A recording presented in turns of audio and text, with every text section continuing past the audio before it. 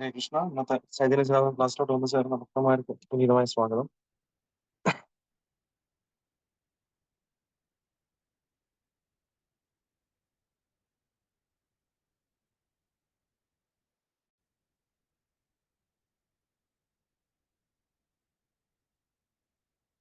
ഇന്ന് നമ്മൾ ചർച്ച ചെയ്യുന്നത് ശ്രീ ചൈതന്യ സേനാമൃതം ആദിലീല 16-ാമത്തെ അധ്യായം മഹാപ്രഭുവിന്റെ ഐശ്വര്യ ലീലകൾ എന്ന അധ്യായത്തിലെ 60-ാമത്തെ ശ്ലോകം മുതൽക്കാണ്.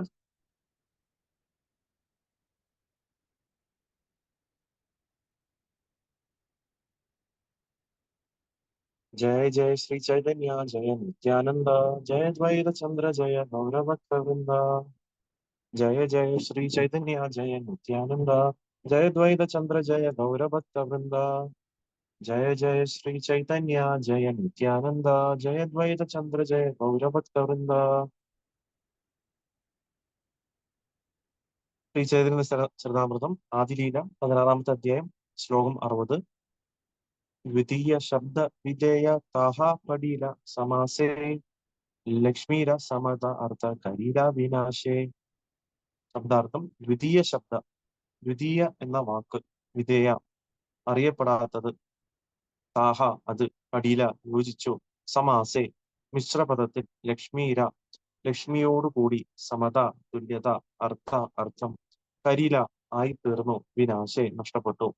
വിവർത്തനം: ദ്വിതീയ എന്ന പദം അറിയപ്പെടാത്ത ഒന്നാകയാൽ സമസ്ത പദത്തിൽ അതിനെ കൂട്ടിച്ചേർത്തപ്പോൾ ലക്ഷ്മിയോടുള്ള തുല്യത എന്ന ഉദ്ദിഷ്ടാർത്ഥം നശിച്ചു പോയിരിക്കുന്നു.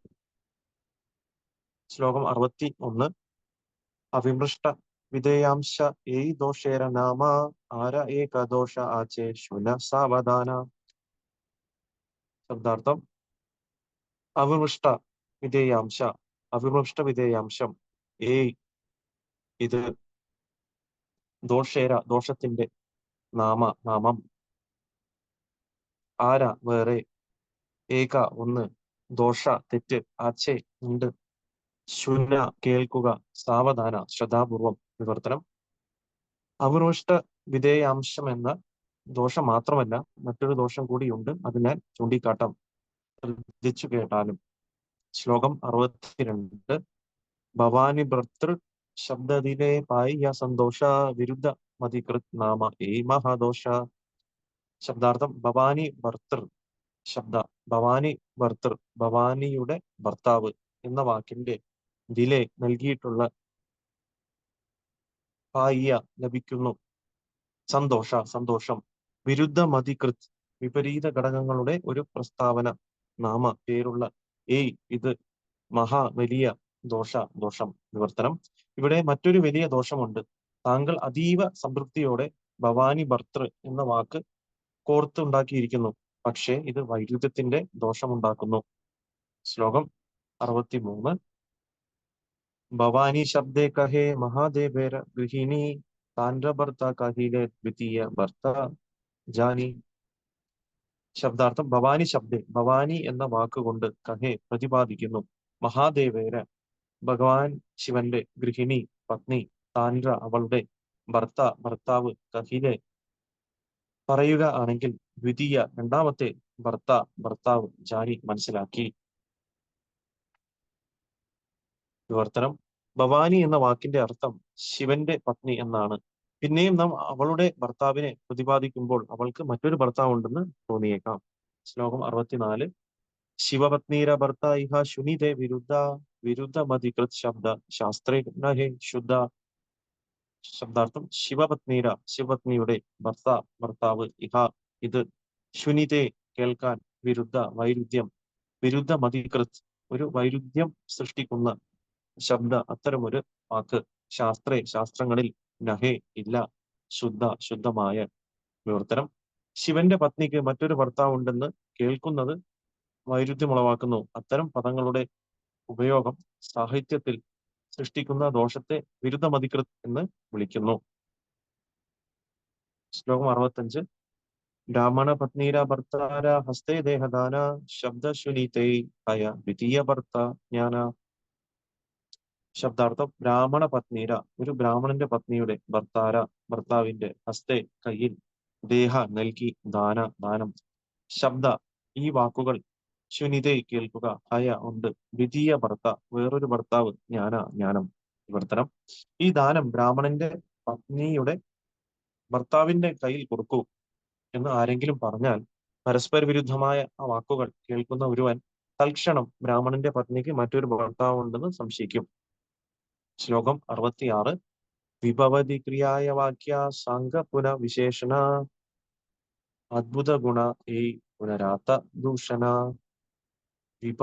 ശബ്ദാർത്ഥം വിഭവതി ക്രിയായ. വിഭവതി എന്ന ക്രിയ കൊണ്ട് വാക്യ പ്രസ്താവന, സാംഗ പൂർണ്ണമായി, പുന വീണ്ടും, വിശേഷണ അദ്ഭുത ഗുണ എന്ന വിശേഷണം, ഈ ഇത്, പുനർ ആത്ത അതേ വാക്കിന്റെ ആവർത്തനം, ദൂഷണ ദോഷം. വിവർത്തനം: വിഭവതി എന്ന ക്രിയ കൊണ്ടുള്ള പ്രസ്താവന പൂർണ്ണമാണ്. അദ്ഭുത ഗുണ എന്ന വിശേഷണത്താൽ അതിനെ വീണ്ടും വിശേഷിപ്പിക്കുമ്പോൾ ആവർത്തന ദോഷം ഉണ്ടാകുന്നു. ശ്ലോകം 67. ദിനപാദ അനുപ്രാസ ദേഖി അനുപമ ഏകപാദനാഹി ഏ ദോഷക്രമ. ശബ്ദാർത്ഥം: ദിനപാതെ മൂന്ന് വരികളിൽ, അനുപ്രാസ ശബ്ദാവർത്തനം, ദേഖി കണ്ടു, അനുപമ അസാധാരണമായ, ഏകപാദേ ഒരു വരിയിൽ, നാഹി ഇല്ല ശബ്ദാവർത്തനം, ഈ ദോഷം, ഭഗ്നക്രമ വ്യതിചലനം. വിവർത്തനം: ശ്ലോകത്തിന്റെ മൂന്ന് വരികളിൽ അസാധാരണമായ അനുപ്രാസ ഉണ്ട്, പക്ഷെ ഒരു വരിയിൽ മാത്രം അതില്ല. ഇത് ഭഗ്നക്രമം എന്ന ദോഷമാണ്. ശ്ലോകം 68. യദ്യപി ഏ ശ്ലോകെ അച്ചേ പഞ്ചാലങ്കാര ഏ പഞ്ചദോഷേ ശ്ലോക കൈലക്ഷാരകാര. ശബ്ദാർത്ഥം: യദ്യപി എങ്കിലും, ഈ ശ്ലോകത്തിൽ ആച്ചേ ഉണ്ട്, അഞ്ച് അലങ്കാരങ്ങൾ, പഞ്ചദോഷേ മുകളിൽ പറഞ്ഞ 5 ദോഷങ്ങളാൽ, ശ്ലോകം കൈല നിർമ്മിച്ചു, ചാരകാര നശിപ്പിച്ചു. വിവർത്തനം: ഈ ശ്ലോകത്തെ ഭംഗിപ്പെടുത്തുന്ന 5 അലങ്കാരങ്ങൾ ഉണ്ടെങ്കിലും മേൽപ്പറഞ്ഞ 5 ദോഷകരമായ അവതരണങ്ങൾ ശ്ലോകത്തെ മൊത്തത്തിൽ നശിപ്പിച്ചിരിക്കുന്നു. ശ്ലോകം 69. ദശ അലങ്കാര യതി ഏക ശ്ലോക ഹയ ഏകദോഷേ സഭ അലങ്കാര ഹയക്ഷയ. ശബ്ദാർത്ഥം: ദശ അലങ്കാരെ 10 സാഹിത്യ അലങ്കാര ആഭരണങ്ങളാൽ, യതി എങ്കിൽ, ഏക ഒന്ന്, ശ്ലോകം, ഹയ ഉണ്ട്, ഏകദോഷേ ഒരു ദോഷത്താൽ, സഭ എല്ലാം, അലങ്കാര ആഭരണങ്ങൾ, ഹയക്ഷയ ക്ഷയിക്കുകയും ചെയ്യുന്നു. നിവർത്തനം: ഒരു ശ്ലോകത്തിൽ സാഹിത്യപരമായ 10 അലങ്കാരങ്ങൾ ഉണ്ടെങ്കിലും തെറ്റായ ഒരു പ്രയോഗം പോലും മുഴുവൻ ശ്ലോകത്തെയും അസാധുവാക്കുന്നു. ശ്ലോകം 70. സുന്ദര ശരീര ഏഷേ ഭൂഷണേ ഭൂഷിത ഏക ശ്വേത കുഷ്ടേ യൈഛേ കരയേ വിഗീത. ശബ്ദാർത്ഥം: സുന്ദരമായ ശരീരം, ഏച്ചെ പോലെ, ഭൂഷണെ ആഭരണങ്ങളാൽ, ഭൂഷിത അലങ്കരിക്കപ്പെട്ടു, ഏക ഒന്ന്, ശ്വേത കുഷ്ഠത്തിന്റെ ഒരു വെളുത്ത പാടോട് കൂടി, ഏച്ചെ പോലെ, കരയെ നിർമ്മിക്കുന്നത്, വിഗീത അറപ്പുളവാക്കുന്നത്. വിവർത്തനം ഭാവാർത്ഥം: കൃഷ്ണകൃപാമൂർത്തി ശ്രീ ശ്രീമദ് അഭയചരണാരവിന്ദ ഭക്തി വേദാന്ത സ്വാമി വിവർത്തനം: ഒരുവന്റെ മനോഹരമായ ശരീരം ആഭരണങ്ങളാൽ അലങ്കരിക്കപ്പെട്ടതാകാം, എന്നാൽ വെളുത്ത കുഷ്ഠത്തിന്റെ ഒരു വടുപോലും ആ ശരീരത്തെ പൂർണ്ണതയാ നിന്ദ്യമാക്കുന്നു. ഭാവാർത്ഥം: അലങ്കാരങ്ങളുടെ പ്രാമാണികനായിരുന്ന ഭരതമുനി ഇക്കാര്യത്തെക്കുറിച്ച് പറഞ്ഞത് അടുത്ത ശ്ലോകത്തിൽ കാണാം. ഓം അജ്ഞാനതിമിരാന്ധസ്യ ജ്ഞാനാഞ്ജനശലാഖ്യ ചക്ഷുരുന്മീലിതം ഏന തസ്മൈ ശ്രീ ഗുരുവേ നമഃ. ശ്രീ ചൈതന്യ മനോഭീഷ്ടം സ്ഥാപിതം ഏന ഭൂതലെ സ്വയം രൂപഗതാമഹ്യം ദദാന്തിശ്ച പദാന്തികം. വന്ദേഹം ശ്രീഗുരും ശ്രീപദകമലം ശ്രീഗുരും വൈഷ്ണവാംശ്ച ശ്രീരൂപം സാഗ്രജാതം സഹനനാഥാം വിദന്തം സജീവം സാദ്വൈതം സാവധൂതം പരിജന സഹിതം കൃഷ്ണ ചൈതന്യ ദേവം ശ്രീ രാധാകൃഷ്ണ പാദാൻ സഹനവിദാ ശ്രീവിദാഭിഷാകാൻ വിദാംശ്ച. നമ ഓം വിഷ്ണുപാദായ കൃഷ്ണപ്രേഷ്ഠായ ഭൂതലെ ശ്രീമതേ ഭക്തി വേദാന്ത സ്വാമിൻ ഇത് നാമനെ. നമസ്തേ സാരസ്വതേ ദേവേ ഗൗരവാണി പ്രചാരിണേ നിർവിശേഷ ശൂന്യവാദി പാശ്ചാത്യ ദേശകാരിണേ. जय श्री कृष्ण चैतन्य प्रभु नित्यानंद श्री अद्वैत गदाधर श्रीवासादि गौर भक्त वृंद। हरे कृष्ण कृष्ण कृष्ण हरे हरे, हरे राम राम राम हरे हरे। वाञ्छाकल्पतरुभ्यश्च कृपा सिन्धुभ्येव च पतितानां पावनेभ्यो वैष्णवेभ्यो नमो नमः। ഹരേ കൃഷ്ണ. അപ്പൊ നമ്മൾ ചർച്ച ചെയ്യുന്നത് ശ്രീചരിത്ര ചരിതാമൃതം അധ്യായം 16 അതിലീലയിലെ മഹാപ്രഭുവിന്റെ കൈശോര ലീലകൾ എന്ന അധ്യായത്തിലെ ശ്ലോകം 60 മുതൽക്കുള്ള ശ്ലോകത്തിന്റെ വിവർത്തനങ്ങൾ നമ്മൾ ചർച്ച ചെയ്തു. അപ്പൊ നമ്മൾ നോക്കുകയാണെന്നുണ്ടെങ്കിൽ ഇവിടെ നമുക്ക് കാണാൻ സാധിക്കും, ഇവിടെ പല പല ശ്ലോകങ്ങൾ കേശവ കാശ്മീരി അദ്ദേഹം ഈ ശ്ലോകങ്ങൾ നമ്മൾ അറിയാൻ സാധിച്ചില്ല. ഒരു കാറ്റിന്റെ വേഗത്തിലാണ് ഈ ശ്ലോകങ്ങൾ അദ്ദേഹം പറഞ്ഞത്. അപ്പൊ ശ്ലോകങ്ങൾ പറഞ്ഞ ശേഷം അതിൽ നിന്ന് 5 തെറ്റുകളും 5 നല്ല കാര്യങ്ങളും ശ്രീ ചൈതന്യ മഹാപ്രഭു അവിടെ കണ്ടുപിടിച്ചു. അതിനുശേഷം ആദ്യം അദ്ദേഹം ആ തെറ്റുകളെയാണ് അദ്ദേഹം ചൂണ്ടിക്കാട്ടിയത്. ആക്ച്വലി എന്തൊക്കെയാണ് തെറ്റുകൾ ഉള്ളത് അതിനെപ്പറ്റി ചൂണ്ടിക്കാണിക്കുകയാണ് ചെയ്തത്. അതിൽ ഭവാനി ഭർത്തർ എന്ന് പറഞ്ഞ ഒരു ശ്ലോകത്തിനെയാണ് നമ്മൾ ഇതിൽ പറയുന്നത്. മെയിൻ ആയിട്ടും ഒരു തെറ്റ് ചൈതന്യ മഹാപ്രഭു പറയും. പല പല സംസ്കൃത അലങ്കാരങ്ങൾ അനുസരിച്ച് പല തെറ്റുകളും പ്രാസങ്ങൾ അനുസരിച്ച് തെറ്റുകൾ ഉണ്ടെങ്കിൽ കൂടി ഇത് വലിയൊരു തെറ്റാണ്, ഒരു വലിയൊരു വൈരുദ്ധ്യം ഉണ്ടാക്കുന്നു എന്നുള്ള കാര്യം പറഞ്ഞു അല്ലെ. ഭവാനി ഭർത്തർ എന്ന് പറഞ്ഞു അല്ലെ. അപ്പം ഭവാനി എന്ന് പറഞ്ഞാൽ തന്നെ ഓൾറെഡി ശിവന്റെ പത്നി എന്നാണ് അർത്ഥം. അപ്പം ഭവാനി ഭർത്തർ എന്ന് പറയുമ്പോൾ ശിവന്റെ പത്നിയുടെ ഭർത്താവ് എന്നാണ് ഉദ്ദേശിക്കുന്നത്. അപ്പം അങ്ങനെ ഒരു ഇത് ഉപയോഗിക്കുന്ന സമയത്ത് അപ്പം അപ്പൊ എന്താണ്, അപ്പം അതിന്റെ അർത്ഥം എന്ന് പറഞ്ഞാൽ എന്താണ്, അപ്പം ഭവാനിക്ക് വേറൊരു ഭർത്താവ് ഉണ്ടോ ഉള്ള രീതിയിലാണ് അവിടെ ഒരു ആ ഒരു പ്രാസം വരുന്നത്. അപ്പൊ അത് ഒരു വൈരുദ്ധ്യം ഉണ്ടാക്കുകയാണ് ചെയ്യുന്നത് അല്ലെ. അപ്പൊ ഭവാനി ഭർത്തർ എന്ന് പറയുമ്പോൾ ഭവാനി എന്ന് പറഞ്ഞാൽ തന്നെ ഓൾറെഡി മനസ്സിലാക്കാൻ സാധിക്കും. അപ്പം ഭവാനിയുടെ ഭർത്തർ എന്ന് പറയുന്ന സമയത്ത് ഈ ഒരു ഈ ഒരു വാക്ക് അവിടെ ഉപയോഗിച്ചത് അവിടെ തെറ്റായി എന്ന് ചൈതന്യ മഹാപ്രഭു അവിടെ വളരെ വ്യക്തമായിട്ടും അദ്ദേഹത്തിന് പറഞ്ഞു കൊടുക്കും. അപ്പൊ അതുപോലെ തന്നെ അപ്പൊ അതിനെ നമുക്ക് മനസ്സിലാക്കി തരാൻ വേണ്ടിയിട്ട് നമുക്ക് ഒരു എക്സാമ്പിൾ ഇവിടെ അത് പറയുന്നുണ്ട് അല്ലെ. അപ്പൊ നമുക്ക് എന്താണെന്ന് വെച്ചാൽ നമ്മൾ വീണ്ടും ഓൾറെഡി ശിവന്റെ പത്നി എന്ന് പറഞ്ഞു, എന്നിട്ട് വീണ്ടും വീണ്ടും അവളുടെ ഭർത്താവ് എന്ന് പ്രതിപാദിക്കുമ്പോൾ എന്താണ് സംഭവിക്കുക, അപ്പം ഭവാനിക്ക് വേറൊരു ഭർത്താവ് ഉണ്ടെന്ന ഒരു ഇതാണ് ഒരു ഇൻഡയറക്ട് മീനിങ് ആണ് അത് കൊടുക്കുന്നത് എന്നാണ് മനസ്സിലാക്കാൻ സാധിക്കും.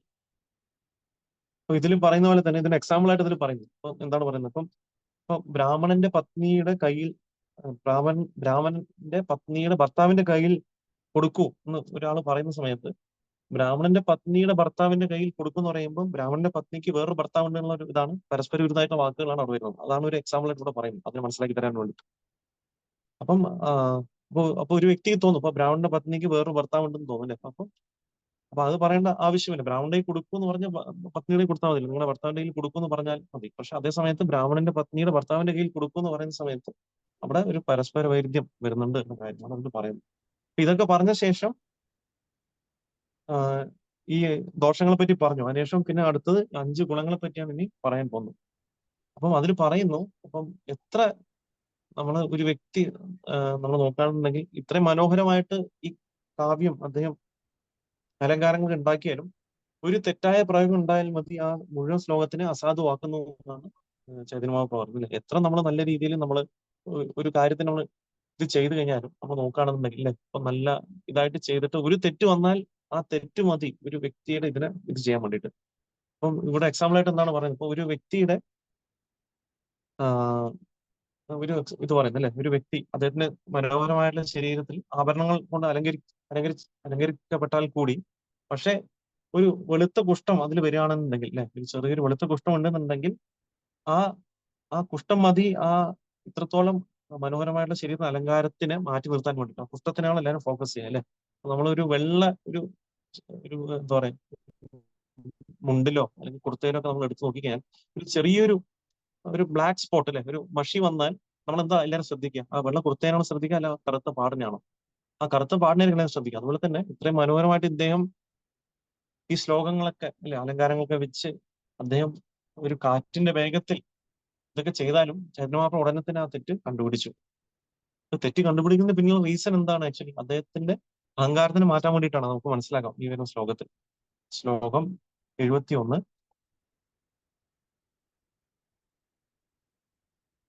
രസാലങ്ക രസാലങ്കാരവത് കാവ്യം ദോഷയുക്തേത് വിഭൂഷിതം സ്യാദ്വപു സുന്ദരമപി സ്വിത്രേ നൈകേന ദുർഭഗം. ശബ്ദാർത്ഥം രസ നർമ്മങ്ങളോട് കൂടിയ അലങ്കാരവത് ആഭരണങ്ങളാൽ അലങ്കാരങ്ങൾ ഉപമകൾ തുടങ്ങിയവ കാവ്യം കാവ്യം ദോഷയുക് ദോഷമുള്ളത് ചേത് എങ്കിൽ വിഭൂഷിതം മനോഹരമായി അലങ്കരിക്കപ്പെട്ട സ്യാത് അത് അങ്ങനെ ആയി തീരുന്നു. വപുഹു ശരീരം സുന്ദരം സുന്ദരമായ അപി എങ്കിൽ പോലും ശ്വിത്രേണ ശ്വേതകുഷ്ഠത്തിന്റെ ഏകേന ഒരു ദുർഭഗം ദൗർഭാഗ്യകരം. വിവർത്തനം: ഒരുവന്റെ ശരീരം ആഭരണങ്ങളാൽ മനോഹരമായി അലങ്കരിച്ചാലും ശ്വേതകുഷ്ഠത്തിന്റെ ഒരു വെളുത്ത വട് അതിനെ ദുർഭഗമാക്കും. അതുപോലെ ഒരു അനുപ്രാസവും ഉപമകളും അലങ്കാരങ്ങളും ഉണ്ടായാലും ഒരേ ഒരു ദോഷം അതിനെ എല്ലാം വികലമാക്കുന്നു. ശ്ലോകം 72. പഞ്ചലങ്കാരേര ഏവേ ശുനഃ വിചാര ദ്വി ശബ്ദാലങ്കാര തീന അർത്ഥ അലങ്കാര. ശബ്ദാർത്ഥം: അഞ്ച് അലങ്കാരേര അലങ്കാരങ്ങളുടെ ഏവേ ഇപ്പോൾ ശുനഃ കേൾക്കുക വിചാര വിവരണം ദ്വി രണ്ട് ശബ്ദാലങ്കാര വാക്കുകളുടെ ആഭരണങ്ങൾ തിന മൂന്ന് അർത്ഥ അലങ്കാര അർത്ഥത്തിന്റെ ആഭരണങ്ങൾ. വിവർത്തനം: ഇനി 5 അലങ്കാരങ്ങളുടെ വിവരണം ശ്രവിച്ചാലും 2 ശബ്ദാലങ്കാരങ്ങളും 3 അർത്ഥാലങ്കാരങ്ങളും ഉണ്ട്. ശ്ലോകം 73.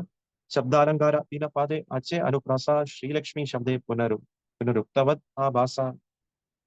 ശബ്ദാർത്ഥം: ശബ്ദാലങ്കാരം തീനപാദേ 3 വരികളിൽ ആച്ചേ ഉണ്ട് അനുപ്രാസ ശബ്ദാവർത്തനം ശ്രീലക്ഷ്മി ശബ്ദേ ശ്രീലക്ഷ്മി എന്ന് വാക്കുകളിൽ പുനർ ഉക്തവത് ഒരേ വാക്കിന്റെ ആവർത്തനത്തിന്റെ ആ ഭാഷ കലർപ്പുണ്ട്. വിവർത്തനം: 3 വരികളിൽ അനുപ്രാസം എന്ന ശബ്ദാലങ്കാരമുണ്ട്. ശ്രീ ലക്ഷ്മി എന്നീ വാക്കുകളുടെ സംയോജനത്തിൽ ഒരേ പദത്തിന്റെ ആവർത്തനത്തിന്റെ ലക്ഷണം ചെറുതായുണ്ട്. ശ്ലോകം 74. പ്രഥമ ചരണേ പഞ്ചത കാരേര പാന്തി തൃതീയ ചരണേ ആയ പഞ്ചരേഫ സ്ഥിതി.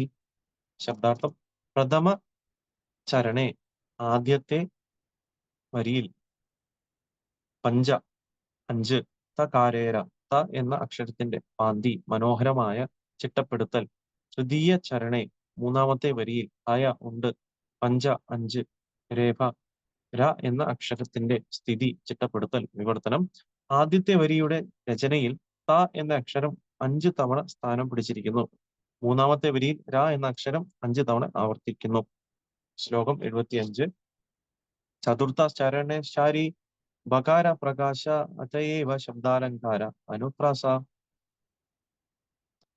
ശബ്ദാർത്ഥം: ചതുർത്ഥ ചരണേ നാലാമത്തെ വരിയിൽ ചാരി 4 ബഹ കാര ബ എന്ന അക്ഷരത്തിന്റെ പ്രകാശ ആവിഷ്കാരങ്ങൾ അതയേവ അതുകൊണ്ട് ശബ്ദ അലങ്കാര വ്യത്യസ്ത ശബ്ദങ്ങളുടെ ആലങ്കാരിക പ്രയോഗം അനുപ്രാസ ശബ്ദാവർത്തനം.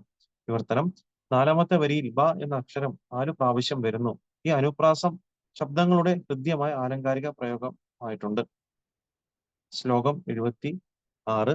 ശ്രീ ശബ്ദേ ലക്ഷ്മി ശബ്ദേ ഏകവസ്തു ഉക്ത പുനരുക്ത പ്രായ ഭാസേ നഹേ പുനരുക്ത.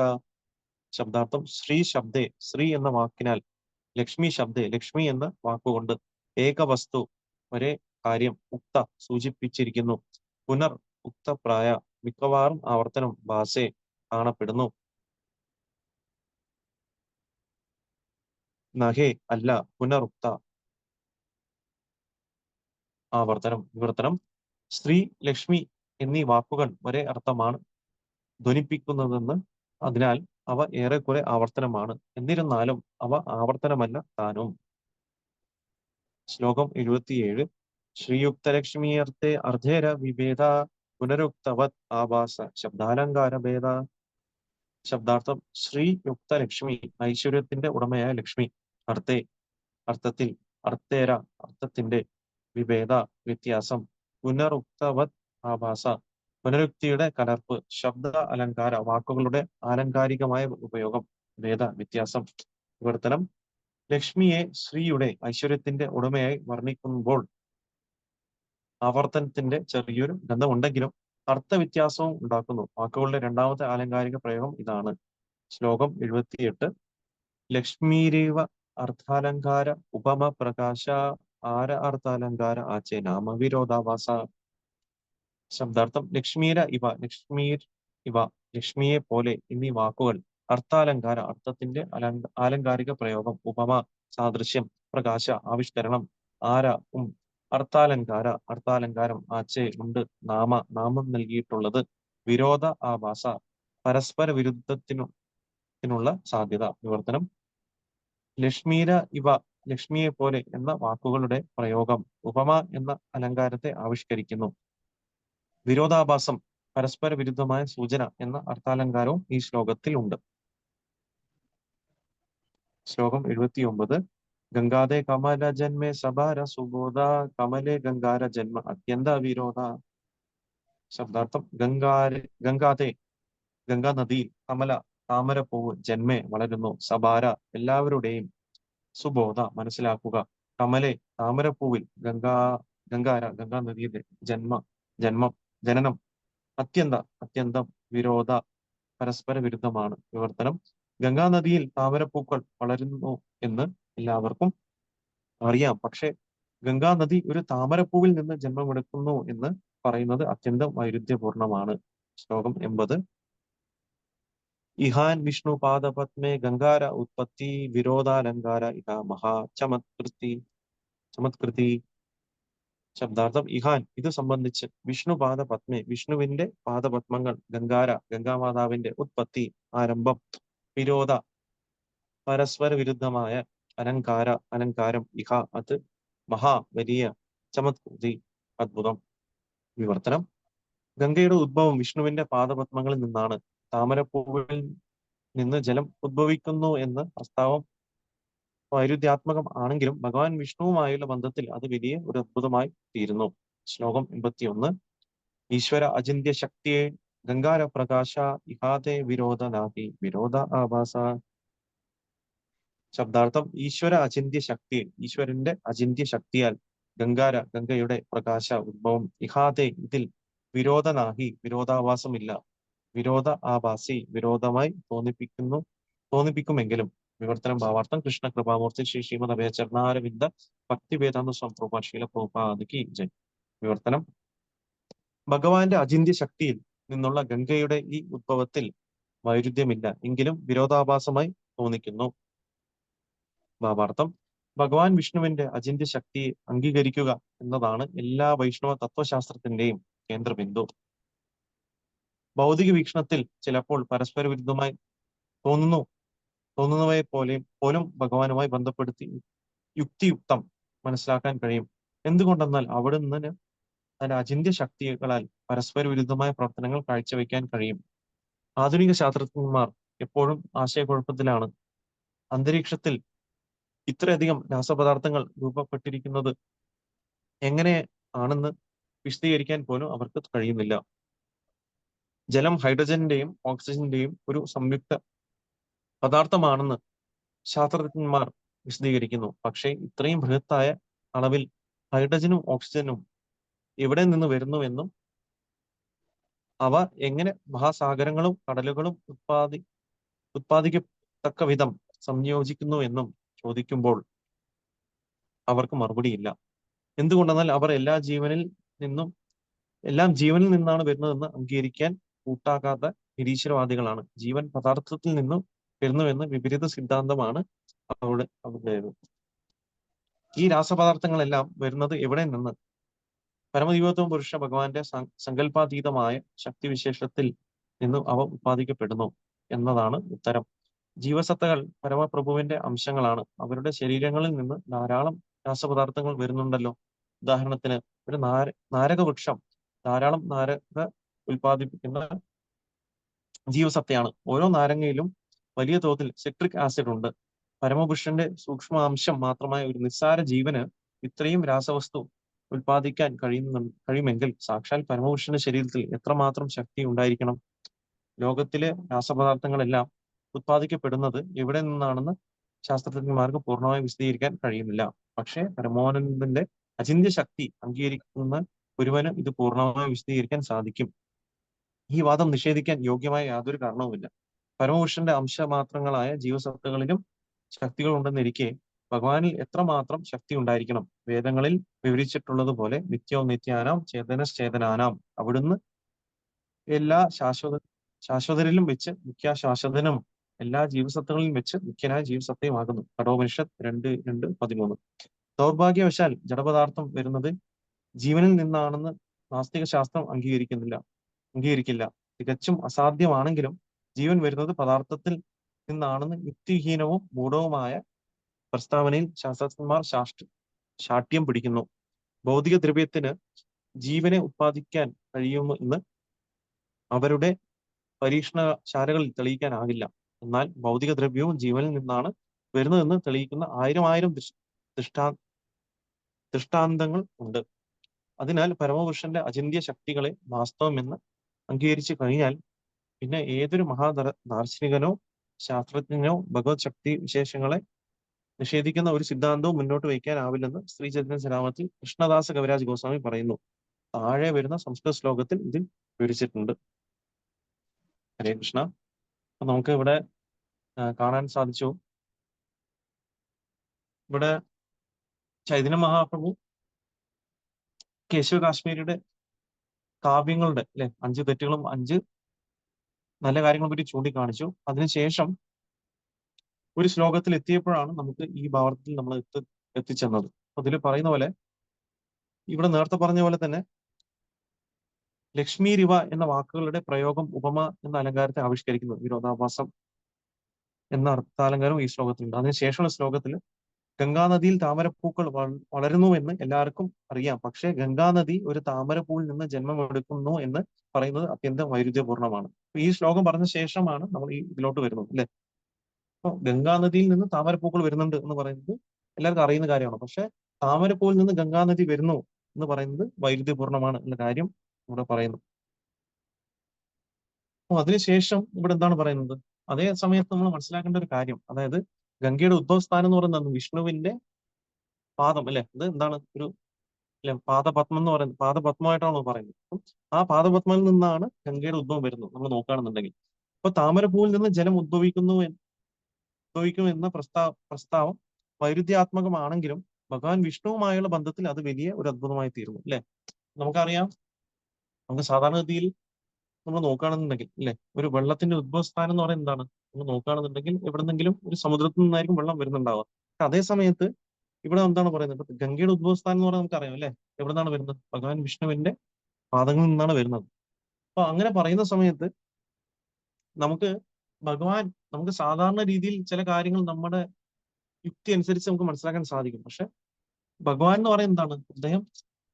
അദ്ദേഹത്തിന് എന്തുകൊണ്ട് ചെയ്യാൻ സാധിക്കും, ഭഗവാൻ എന്ന് പറയുന്നത്. അപ്പൊ അങ്ങനെയുള്ള ആ വ്യക്തിയുടെ പാദങ്ങളിൽ നിന്നാണ് ഈ ഗംഗാജലം ഉദ്ഭവിക്കുന്നത്. അപ്പൊ അതുകൊണ്ട് അപ്പൊ അതൊരു അത്ഭുതമായി തീരുന്നുള്ള കാര്യം പറഞ്ഞ ശേഷമാണ് നമ്മൾ ഈ ശ്ലോകത്തിലോട്ട് വരുന്നത്.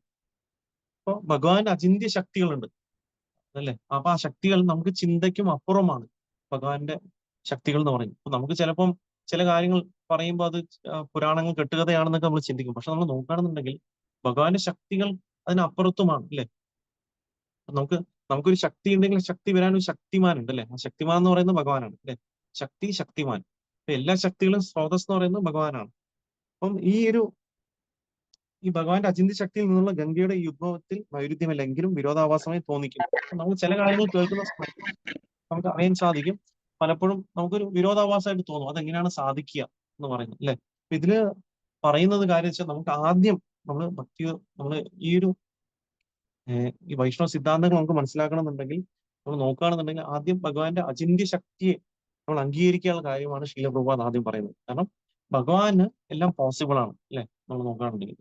അപ്പൊ അതുകൊണ്ട് നമ്മൾ മനസ്സിലാക്കുക, അതിനെ നമ്മൾ അംഗീകരിച്ചാൽ മാത്രമാണ് നമുക്ക് ഈ തത്വശാസ്ത്രത്തെ നമുക്ക് മനസ്സിലാക്കാൻ സാധിക്കുള്ളൂ എന്നതാണ്. ഭൗതികമായിട്ട് നമ്മൾ ചിലപ്പോൾ മനസ്സിലാക്കുന്ന സമയത്ത് ചിലപ്പോൾ തോന്നും ഇതൊരു വിരുദ്ധമായിട്ട് തോന്നും, ഇതെങ്ങനെയാണ് സംഭവിക്കുകയാണ് കാര്യത്തെ പറ്റി. എന്തുകൊണ്ടെന്നാലും പക്ഷെ ഭഗവാന്റെ അചിന്ത ശക്തി കൊണ്ട് എന്ത് വേണമെങ്കിലും നമുക്ക് ചെയ്യാൻ സാധിക്കും എന്നുള്ള കാര്യങ്ങൾ നമുക്ക് മനസ്സിലാക്കാം. കാരണം പല കാര്യങ്ങളും നമ്മൾ മോഡേൺ സയൻസ് അനുസരിച്ച് പല കാര്യങ്ങളും മനസ്സിലാക്കാൻ ശ്രമിച്ചാലും പല ചോദ്യങ്ങൾക്കും ഉത്തരം നമുക്ക് പൂർണ്ണമായിട്ട് കണ്ടെത്താൻ സാധിക്കില്ല. അപ്പൊ അതിനൊരു എക്സാമ്പിൾ ആണ് ശീല പ്രഭുപാദ് അവിടെ പറയുന്നു. നമ്മൾ വെള്ളം, അല്ലെ, വാട്ടർ എന്ന് പറയുന്നത് എന്താണ്? 2 മോളിക്യൂൾ, അല്ലെ, ഹൈഡ്രജൻ പ്ലസ് ഒരു ഓക്സിജന്റെ മോളിക്യൂൾ ചേരുമ്പോഴാണ് നമുക്ക് ഒരു വെള്ളം നമുക്ക് വെള്ളം ഉണ്ടാവുന്നത് നമുക്ക് കെമിക്കലി നമുക്ക് പ്രൂവ് ചെയ്യുന്നുണ്ട്. പക്ഷെ അതേ സമയത്ത് ഇപ്പം ഈ ഇത്രയും അല്ലെ നമ്മൾ നോക്കുകയാണെങ്കിൽ നമ്മൾ സയൻസിൽ പഠിച്ച പോലെ തന്നെ ഭൂമിയുടെ ഓൾമോസ്റ്റ് 70 to 75% ഇത് ഈ വെള്ളം കൊണ്ടാണ് കവർ ചെയ്തിരിക്കുന്നത്. അപ്പൊ അങ്ങനെ ആണെന്നുണ്ടെങ്കിൽ ഈ അത്രയും ഹൈഡ്രജൻ ഓക്സിജൻ എവിടെ നിന്ന് വന്നു എന്ന് ചോദിച്ചു കഴിഞ്ഞാൽ ഒരിക്കലും സയന്റിസ്റ്റുമാർക്ക് ആ ഉത്തരം കണ്ടുപിടിക്കാൻ സാധിക്കില്ല. അവർ പറയുന്ന ഹൈഡ്രജൻ ഓക്സിജൻ ചേർന്ന ശേഷമാണ് വെള്ളം ഉണ്ടാകുന്നത്. പക്ഷെ ഹൈഡ്രജൻ ഓക്സിജൻ എവിടെ നിന്ന് വന്നു എന്ന് ചോദിച്ചു കഴിഞ്ഞാൽ അവർക്ക് അത് കണ്ടുപിടിക്കാൻ സാധിക്കില്ല അല്ലെ. നമുക്ക് അത്രയും ഹൈഡ്രജൻ ഓക്സിജൻ കൊണ്ട് നമുക്ക് വെള്ളം ഉണ്ടാക്കണമെന്നുണ്ടെങ്കിലും ഹൈഡ്രജൻ ഓക്സിജൻ എവിടെ നിന്ന് വന്നു എന്ന് ചോദിച്ചാൽ അവർക്ക് ഒരിക്കലും മറുപടി ഇല്ല എന്നാണ് ശാസ്ത്രജ്ഞന്മാരെ പറഞ്ഞത്. കാരണം അവർക്ക് അതിനുള്ള ബുദ്ധിമുട്ട് എന്ന് പറഞ്ഞാൽ ആക്ച്വലി നമുക്ക് ശാസ്ത്രം വെച്ച് മനസ്സിലാക്കാൻ സാധിക്കും എല്ലാ ശക്തികളും വരുന്നത് ഭഗവാനിൽ നിന്നാണ്. വളരെ വ്യക്തമായിട്ട് നമുക്ക് മനസ്സിലാക്കാൻ സാധിക്കും അല്ലെ. ഭഗവാൻ തന്നെ പറയുന്നത് അഹം സർവസ്യ പ്രഭവം സർവം പ്രവർത്തത എന്നാണല്ലേ ശക്തി വരുന്നത് അല്ലെ.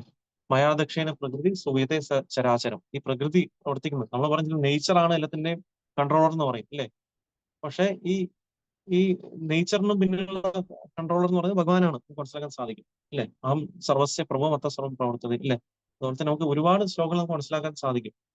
ഇതിലൊക്കെ നമുക്ക് മനസ്സിലാക്കാൻ പറ്റുന്നതാണ് ഭഗവാനിൽ നിന്നാണ് എല്ലാ ശക്തികളും, ഭഗവാനാണ് എല്ലാത്തിന്റെയും കാരണം എന്ന് വ്യക്തമായിട്ട് മനസ്സിലാക്കാൻ സാധിക്കും. പക്ഷെ നിരീശ്വരവാദികളായിട്ടുള്ള സയന്റിസ്റ്റുമാരും അവരെന്താണ് പറയുന്നത്, അവരൊരിക്കലും ഇതിനെ അംഗീകരിക്കുന്നില്ല. അവര് ചിന്തിക്കുന്നതാണ് എല്ലാം ജഡവസ്തുവിൽ നിന്നാണ് ജീവൻ ഉണ്ടാകുന്നതെന്നാണ് വിചാരിക്കും. ജഡവസ്തുവിൽ നിന്ന് ജീവൻ ഉണ്ടാക്കാൻ സാധിക്കും? നമുക്ക് ഒരിക്കലും സാധിക്കില്ല. അപ്പൊ അങ്ങനെയാണെന്നുണ്ടെങ്കിൽ നമുക്ക് ലബോറട്ടറിയിൽ വെച്ചിട്ട് ജഡവസ്തുക്കളിൽ നിന്ന് നമുക്ക് ജീവൻ ഉണ്ടാക്കാൻ അവർക്ക് സാധിച്ചു ഇത്രയും കാലങ്ങളായിട്ട്? ഒരിക്കലും അവർക്ക് സാധ്യമാകില്ല. ജീവനിൽ നിന്നാണ് ജീവൻ വരുന്നത്. അതുകൊണ്ടാണ് ശീലപ്രഭു ലൈഫ് കംസ് ഫ്രോം ലൈഫ് അല്ലെ. ജീവൻ വരുന്നത് ജീവനിൽ നിന്നാണ്. ഒരിക്കലും ജഡവസ്തുവിൽ നിന്ന് നമുക്ക് ജീവനെ ഒരിക്കലും ഉണ്ടാക്കാൻ നമുക്ക് സാധിക്കില്ല. എന്തൊരു കാര്യം എടുത്താലും നമുക്ക് അത് കാണാൻ സാധിക്കും.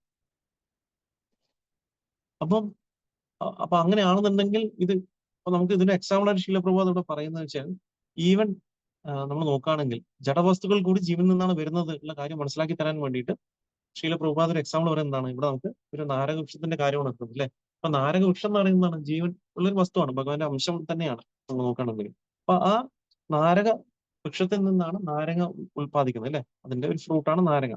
അപ്പൊ ആ നാരങ്ങയിൽ അകത്ത് നിന്നാണ് ഉള്ളത് സിട്രിക് ആസിഡ് ഉണ്ടാകുന്നത്. അപ്പൊ സിട്രിക് ആസിഡ് എന്ന് പറയുന്നത് എന്താണ്, ഒരു ഒരു ടൈപ്പ് ഓഫ് ഒരു എലമെന്റ് ആണ് അല്ലെ, മാറ്റർ ആണ്. അപ്പം ആ ഒരു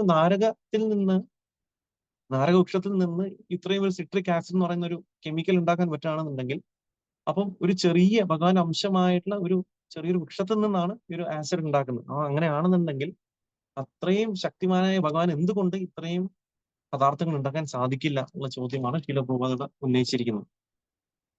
അപ്പൊ അത്രയും പരമദിവ്യത്വ പുരുഷനെ ഭഗവാന്റെ ശരീരത്തിൽ എത്രമാത്രം ശക്തികൾ ഉണ്ടാക്കാൻ സാധിക്കും എന്നുള്ള കാര്യമാണ് മനസ്സിലാക്കുന്നത്. പക്ഷെ നിർഭാഗ്യവശാൽ ഈ ഒരു ലോജിക്ക് ഇല്ലേ, ഇതിന് അവർക്ക് ശാസ്ത്രജ്ഞന്മാർ അവരത്രയും മൂഢന്മാരായതുകൊണ്ടാണ് അവർക്ക് ഇതിനെ മനസ്സിലാക്കാൻ പറ്റാതെ നമ്മൾ നോക്കുകയാണെങ്കിൽ. ഭൗതികപരമായിട്ട് എത്ര ബുദ്ധി ഉണ്ടെങ്കിലും പക്ഷെ ശാസ്ത്രങ്ങളെ മനസ്സിലാക്കണമെന്നുണ്ടെങ്കിൽ ഒരു വ്യക്തിക്ക് അതിന് വിശ്വാസം, ഭഗവാനിലുള്ള വിശ്വാസം ഉണ്ടെങ്കിലും എളിമത്വം ഉണ്ടെങ്കിൽ മാത്രമാണ് അതിനെ നമുക്ക് മനസ്സിലാക്കാൻ സാധിക്കുക. അതുകൊണ്ടാണ് നമ്മൾ എത്രയോ ബുദ്ധിമാന്മാരായിട്ട് വ്യക്തികൾ ഉണ്ടെങ്കിലും എത്ര പേരാണ് കൃഷ്ണഭക്തിയിലോട്ട് വരുന്നത്? വളരെ ചുരുക്കം ആൾക്കാരാണ് കൃഷ്ണഭക്തിയിലോട്ട് വരുന്നത് നമ്മൾ നോക്കുകയാണെന്നുണ്ടെങ്കിൽ. അപ്പം ഇതിന് കാരണം അവരടുത്ത് ചോദിച്ചു കഴിഞ്ഞാൽ അവർക്ക് ഒരിക്കലും ഉത്തരം പറയാൻ പറ്റില്ല. ഈ രാസപദാർത്ഥം എവിടെ നിന്ന് വന്നു ചോദിച്ചു കഴിഞ്ഞാൽ അവർക്ക് ഒരിക്കലും അതിന് ഉത്തരമില്ല. അവര് സയൻസ് പറയുന്നത് തനിയെ ഉണ്ടാവുന്നു അല്ലെങ്കിൽ നേച്ചർ തരുന്നു എന്നൊക്കെയാണ്. പക്ഷെ നേച്ചർ പ്രവർത്തിക്കുന്നത് ഭഗവാനിൽ നിന്നാണ്. അപ്പൊ വളരെ വ്യക്തമായിട്ട് നമുക്ക് ഉത്തരം ഭാഗവത്തിലും ഭഗവത്ഗീത നമുക്ക് കൊടുക്കാൻ സാധിക്കും എന്നുള്ള കാര്യമാണ് മനസ്സിലാക്കാൻ സാധിക്കാം. അപ്പോൾ അത് വളരെ വ്യക്തമായിട്ട് പറയുന്നു. അപ്പൊ നമ്മളെ ജീവാത്മാക്കൾക്ക് പല പദാർത്ഥങ്ങൾ ഉണ്ടാക്കാനുള്ള കഴിവുകൾ ഉണ്ടെന്നുണ്ടെങ്കിൽ എന്തുകൊണ്ട് ഭഗവാൻ, അതിന് കാരണമായിട്ടുള്ള ഭഗവാന് ഇത്രയും ശക്തികൾ ഉണ്ടായിക്കൂടാ എന്നുള്ള ചോദ്യം ഇതാണ് ഇവിടെ പറയുന്നത്. അതാണ് ഇവിടെ പറയുന്നത് നിത്യവും നിത്യാനം ചേതനാം ഏകോ ബഹുനാം വിദദാതി കാമാൻ എന്ന് പറയുന്നത് അല്ലെ.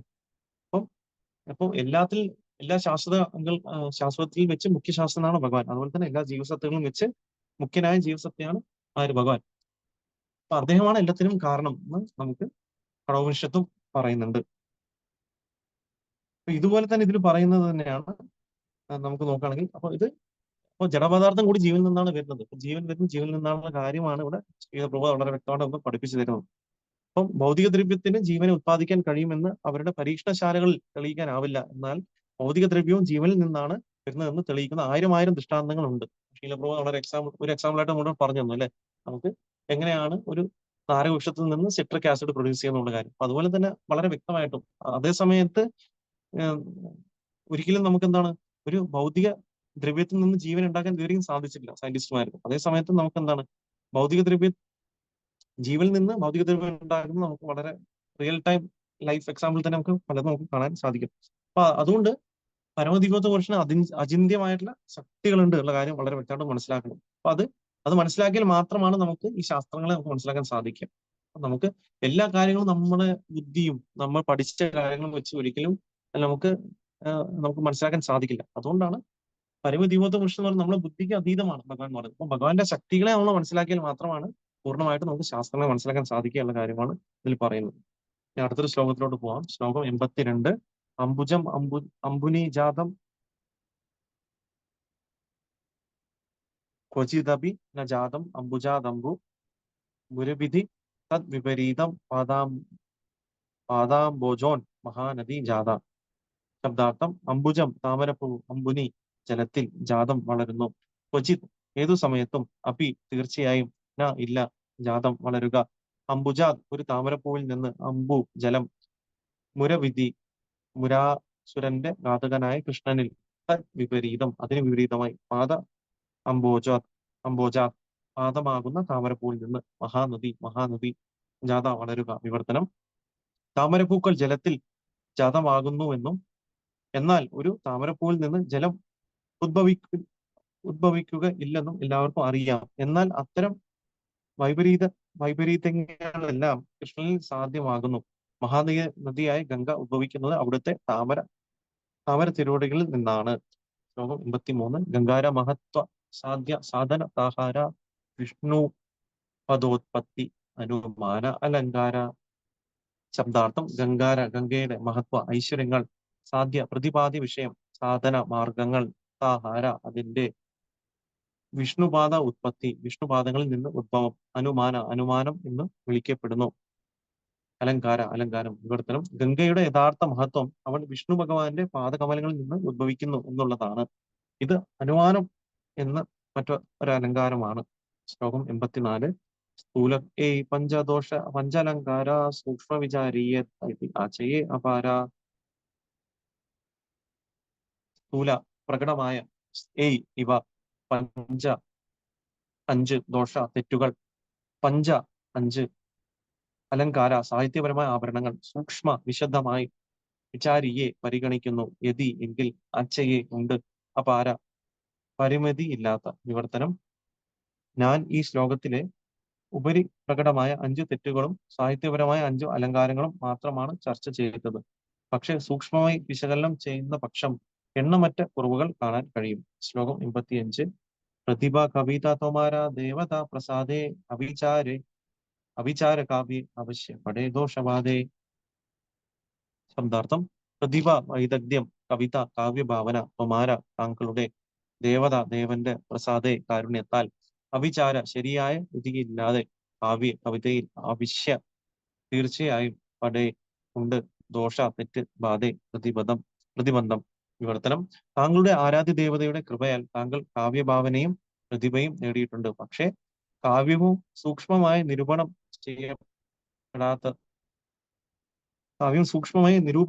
ചെയ്യപ്പെടാത്ത പെടാതെയാൽ നിശ്ചയമായും വിമർശനത്തിന് വിഷയീഭവിക്കും. ശ്ലോകം 86. വിചാരി കവിത്വ കൈലെ ഹയ സുനിർമല താലങ്കാര കൈലെ അടുത്ത കരേ ജലമല. വിചാരി ശരിയായ ആലോചന കൊണ്ട്, കവിത്വ കാവ്യപരമായ വിശദീകരണം, കൈലെ ചെയ്യുന്ന പക്ഷം, ഹയ ആയിത്തീരും, സുനിർമല പരിശുദ്ധം, അലങ്കാരങ്ങളോടെ, കൈലെ ആകുന്ന പക്ഷം, അർത്ഥം കരെ ചെയ്യുക, ജലമല കണ്ണഞ്ചിക്കുക. വിവർത്തനം: ഉചിതമായ വീണ്ടു വിചാരത്തോടു കൂടി ഉപയോഗിക്കപ്പെടുന്ന കാവ്യ നൈപുണ്യം നിർമ്മലമായിരിക്കും.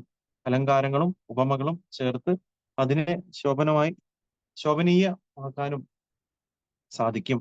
ശ്ലോകം 87. സുനിയ പ്രഭുര വ്യാഖ്യ വിസ്മിത മുഖേന നിസ്സരേ വാക്യ പ്രതിഭാസ്തംഭിത. ശബ്ദാർത്ഥം: സുനിയ കേൾക്കുക, പ്രഭുര ഭഗവാന്റെ വ്യാഖ്യ വിശദീകരണം, ദിഗ്വിജയ് വിസ്മിത അത്ഭുതസ്തബ്ധനായി, മുഖേ വായിൽ, ഇല്ല,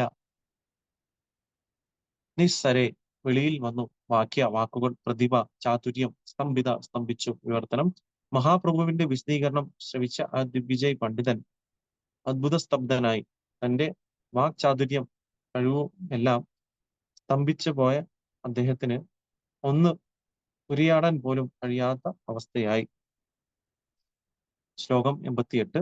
കഹിതേ ശാഹയെ കിച്ചു ന ആയിസെ ഉത്തര കബേ വിചാരയെ മനെ കയ്യ പാൻപര. ശബ്ദാർത്ഥം: കഹിതേ പറയാൻ, ചാഹയെ വേണ്ടത്, കിച്ചു എന്തെങ്കിലും, ന ഇല്ല, ആയിസെ വരുന്നു, ഉത്തര മറുപടി, കബേ അതിനുശേഷം, വിചാരയെ പരിഗണിക്കുന്നു, മനെ മനസ്സിൽ, ഹ യ ആയിത്തീരുന്നു, പാൻ പര അന്താളിച്ചു. വിവർത്തനം: എന്തെങ്കിലും ഒന്ന് സംസാരിക്കാൻ അദ്ദേഹം ആഗ്രഹിച്ചു. എന്നാൽ മറുപടിയായി ഒരു ശബ്ദവും പുറത്തു വന്നില്ല. അപ്പോഴാണ് അദ്ദേഹം ഈ അന്താളിപ്പിനുള്ള കാരണത്തെ സ്വന്തം മനസ്സിനുള്ളിൽ ചെന്ന് തിരയുവാൻ തുടങ്ങി. പടുയ ബാലക കൈല മോര ബുദ്ധി ലോപ ജാനി സരസ്വതി മോര കരിയാച്ചേന കോപ. പടുയ വിദ്യാർത്ഥി, ബാലക ബാലൻ, കൈല ചെയ്തു, മോര എന്റെ, ബുദ്ധി ലോപ നഷ്ടപ്പെട്ടു, ജാനി അറിയുന്നു, സരസ്വതി ദേവി, മോരെ എന്നോട്, കരിയാച്ചേന ആയിരിക്കണം, കോപത്തിൽ. വിവർത്തനം ഭാവാർത്ഥം: കൃഷ്ണകൃപാമൂർത്തി ശ്രീ ശ്രീമദ് അഭയചരണാരവിന്ദ ഭക്തിവേദ സ്വരൂപ ശീല പ്രഭുപാദ് കി ജയ്. വിവർത്തനം: ഈ വെറും ബാലകൻ എന്റെ ബുദ്ധിയെ തടഞ്ഞു വെച്ചിരിക്കുന്നു അല്ലോ. അതിനാൽ സരസ്വതി ദേവി എന്നോട് കോപത്തിലാണെന്ന് മനസ്സിലാക്കാൻ കഴിയും. ഭാവാർത്ഥം: സർവ ആന്തര്യായ്മയായ പരമാത്മാവായി വിളങ്ങുന്ന പരമപുരുഷനിൽ നിന്നാണ് എല്ലാ ബുദ്ധിയും വരുന്നതെന്ന് ഭഗവത്ഗീതയിൽ വ്യക്തമായി പറഞ്ഞിട്ടുണ്ട്. തന്റെ ജ്ഞാനത്തിൽ അഹങ്കരിച്ചിരുന്ന അദ്ദേഹം ഭഗവാനെ പോലും പരാജയപ്പെടുത്താൻ ആഗ്രഹിച്ചതിനാൽ ഭഗവാന്റെ ഇച്ഛാപ്രകാരമോ സരസ്വതി ദേവിയുടെ മധ്യസ്ഥതയിലൂടെ താൻ പരാജിതനാകപ്പെടുകയായിരുന്നു എന്ന് മനസ്സിലാക്കാനുള്ള ബുദ്ധി ആ പരമാത്മാവ് തന്നെ പണ്ഡിതന് നൽകി. അതിനാൽ ആരും അവരുടെ പദവിയിൽ അമിതമായി അഹങ്കരിക്കരുത്. ഒരുവൻ മഹാപണ്ഡിതനാണെങ്കിൽ പോലും ഭഗവത് പാദങ്ങളോട് അപരാധം ചെയ്യുന്ന പക്ഷം അയാൾക്ക് ശരിയായി സംസാരിക്കാൻ കഴിയില്ല. എല്ലാ അർത്ഥത്തിലും നാം നിയന്ത്രിതരാണ്. അതിനാൽ സദാസമയം ഭഗവാന് വിധേയരാകുകയും വെറുതെ കണ്ട് അഹങ്കരിക്കാതിരിക്കുകയും ചെയ്യുക എന്നതാണ് നമ്മുടെ ഏകധർമ്മം. ദ്വിജയോട് ദാക്ഷിണ്യം കാട്ടി അദ്ദേഹത്തെ മഹാപ്രഭുവിനെ ശരണം പ്രാപിക്കാൻ അനുഗ്രഹത്തിന് വേണ്ടിയാണ് സരസ്വതി ദേവി ഈ സാഹചര്യം സൃഷ്ടിച്ചത്. നമുക്ക് ഇവിടെ കാണാൻ സാധിക്കും, ഇവിടെ ഈ തെറ്റുകളൊക്കെ കണ്ടുപിടിച്ചതിന്റെ ഉദ്ദേശം എന്താണ് നമ്മൾ നോക്കുകയാണെന്നുണ്ടെങ്കിൽ, അൾട്ടിമേറ്റ്ലി ഈ ഒരു അഹങ്കാരിയായിട്ടുള്ള കേശവ കാശ്മീരി മഹാപ്രഭുവിന്റെ ഒരു ഭക്തനായി തീരുക അതിനു വേണ്ടിയിട്ടാണ്. അപ്പം അതിനു വേണ്ടിയിട്ട് തന്നെയാണ് നമുക്കറിയാം, വാഗ്ദേവിയായിട്ടുള്ള സരസ്വതി ദേവി തന്നെയാണ് ഈ തെറ്റുകൾ ഈ ഒരു നമ്മൾ നോക്കുകയാണെന്നുണ്ടെങ്കിൽ ഈ ഒരു കേശവ കാശ്മീരിയുടെ നാവിൽ നിന്ന് ഉളവാക്കിയത്. അപ്പൊ അത് മനസ്സിലാക്കാൻ അദ്ദേഹം സാധിച്ചു. അത് എങ്ങനെ അദ്ദേഹത്തിന് മനസ്സിലാക്കാൻ സാധിച്ചു? പരമാത്മാവ് തന്നെയാണ് അദ്ദേഹത്തിന് കാണിച്ചു കൊടുത്തത്. അതായത് ഞാൻ ഇത്രയും അഹങ്കാരിയായിട്ടുള്ള എന്നെ വെറും ഒരു ബാലൻ വന്നിട്ടാണ് എന്നെ ഇവിടെ തോൽപ്പിച്ചത്. അപ്പൊ എന്തായാലും സരസ്വതി ദേവിയുടെ ആഗ്രഹപ്രകാരം തന്നെയാണ് നടന്നിരിക്കുന്നത്. അപ്പൊ സരസ്വതി ദേവി ആക്ച്വലി കോപത്തിലാണ്, അതുകൊണ്ടാണ് എനിക്കിവിടെ തോൽവി സംഭവിച്ചത് എന്ന് മനസ്സിലാക്കാൻ അദ്ദേഹത്തിന് സാധിച്ചു. അപ്പൊ ഒരിക്കലും ഒരു വ്യക്തി അദ്ദേഹത്തിന്റെ പദവിയിൽ അദ്ദേഹത്തിന്റെ കഴിവിൽ അംഗീകരിക്കാൻ പാടില്ല എന്നുള്ള തത്വമാണ് നമുക്ക് ഇതിലൂടെ മനസ്സിലാക്കാൻ സാധിക്കുക. കാരണം ഒരു വ്യക്തി അത്രത്തോളം അംഗീകരിച്ചു കഴിഞ്ഞാൽ ഉടനെ തന്നെ അദ്ദേഹത്തിന് അടുത്ത നിമിഷം തന്നെ ഒരു ഭഗവാൻ തന്നെ ഏതെങ്കിലും ഒരു വഴി, ഒരു ഭക്തൻ വഴിയോ അല്ലെങ്കിൽ ഭഗവാൻ തന്നെ ഏതെങ്കിലും ഒരു വഴി തന്നെ ഒരു വ്യക്തിക്ക് ഒരു പാഠം പഠിപ്പിക്കുന്നുള്ള കാര്യമാണ് ഇവിടെ പറയുന്നത്.